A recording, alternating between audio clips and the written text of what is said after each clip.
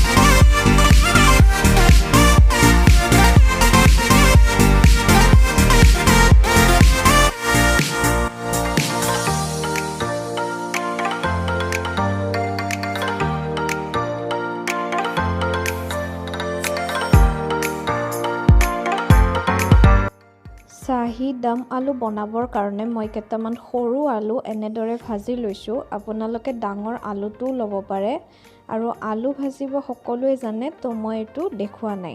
এটা কেৰাহীত অলপমান তেল গৰম হ'ব দিছো। তেলটো বেছি গৰম হ'ব দিব নালাগে। ইয়াতে মই 1 চামুচ ৰেড চিলি পাউডাৰ দি দিম আৰু ভালদৰে গুটেখিনি মিলাই দিম। আপোনালোকে তেলটো বেছি গৰম হ'ব নিদিব, নহলে মছলাখিনি জ্বলি যাব। গেছটো পুৰা লো কৰি দিব। মই দুটা পিয়াজ এনেদৰে গ্ৰাইন্ড কৰি লৈছো, হিখিনি দি দিম। গুটেখিনি ভালদৰে মিক্স কৰি লম আৰু যেতিয়ালৈকে কেঁচা গোন্ধটো নাযায় পিয়াজৰ, তেতিয়ালৈকে ভাজি থাকিম।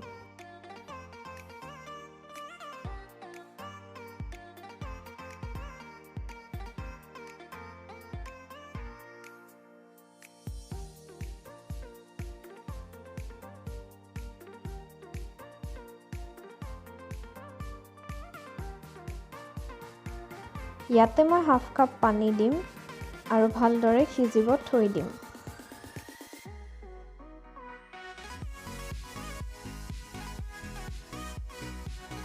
সোৱাদ অনুসৰি নিমখ দিম, হাফ চামুচ হালধি দিম। গুটেখিনি ভালদৰে মিলাই লম।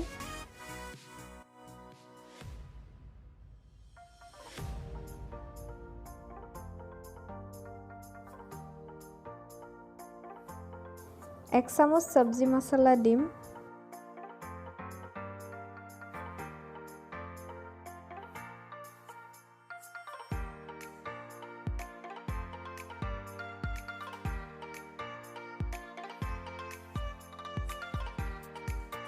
হাফ চামুচ ব্লেক পেপাৰ দিম আৰু গুটে মছলাখিনি ভালদৰে সিজিব গেছত থৈ দিম।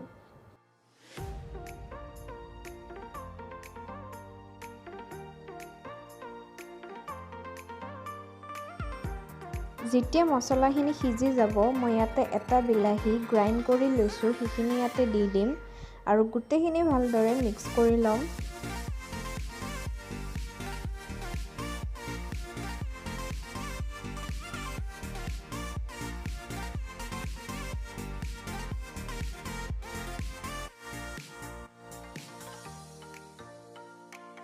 যেতিয়া বিলাহীখিনি অলপমান সিজি যাব, তেতিয়া মই ইয়াতে কাজুৰ পেষ্ট দি দিম। মোৰ ওচৰত ক্ৰীম নাছিলে কাৰণে কাজুৰ পেষ্ট বনাই দিছো। আপোনালোকৰ যদি ক্ৰীম থাকে তে ক্ৰীমো দিব পাৰে। ইয়াতে মই 2 চামুচ কাজুৰ পেষ্ট দিছো আৰু গুটেখিনি ভালদৰে মিক্স কৰি লম।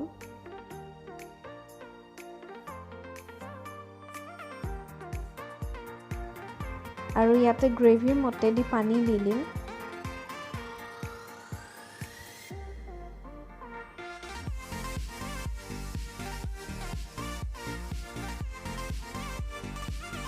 ইয়াতে যোনখিনি মই আলু ভাজি থৈ দিছিলো, সেইখিনি ইয়াতে দি দিম।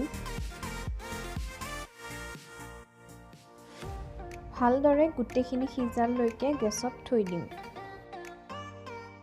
আমাৰ শাহী দম আলু হৈ গ'ল। মই এতিয়া গেছটো অফ কৰি দিম।